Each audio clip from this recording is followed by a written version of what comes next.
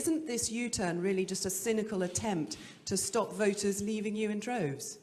Look, first of all, let's be clear. We have not changed the principles that we set out in the manifesto. No, you just added a whole lot between the lines when the policies were condemned.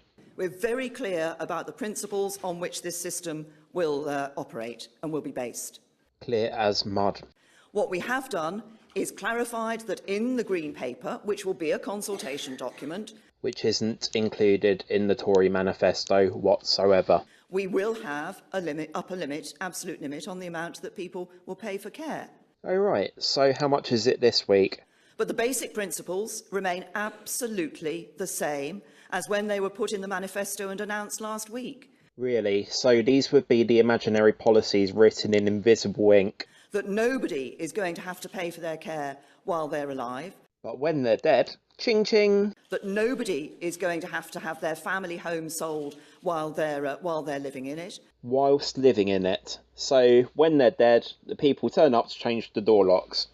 Brilliant. And that everybody will be able, where they have that, to pass £100,000 onto their families. Could somebody show me where the relatives could buy a house for £100,000? So put yourself in this position. You're a daughter or a son of that person.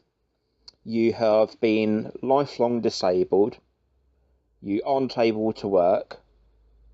Your relative, your mother or your father has just recently died. The state come calling for that money and leave you with 100,000. So what do? Do you spend that 100,000 on rented accommodation until none of it's left, or buy a house where?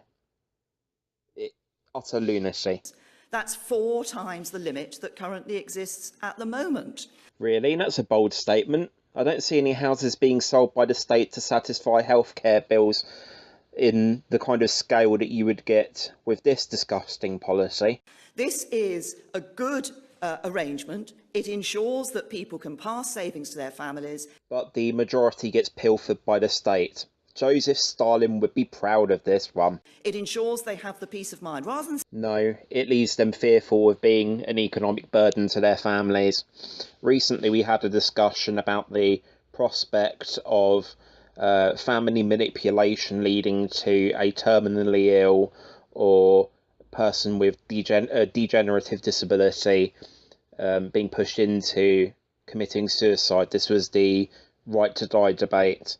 Yet it's funny how nobody's considering this with this disgusting policy. Sitting there, month after month, worrying about the money that's going out of their bank account to pay for their care. They can worry about it being pilfered after they die instead, I guess. And worrying about what's going to happen. Which they will still do, worrying about their families. In the future. This takes that worry away from people. But it also ensures that we have a sustainable system for funding social care for the future. People have spent their lives paying taxes. Surely that money, which has been accumulated over time, should be being used for their end-of-life care. But instead, we have this money-grabbing policy that quite literally prizes the recently deceased's hands off of their money. Buy money in bank accounts, buy majority of money in houses which are forcibly sold by the state.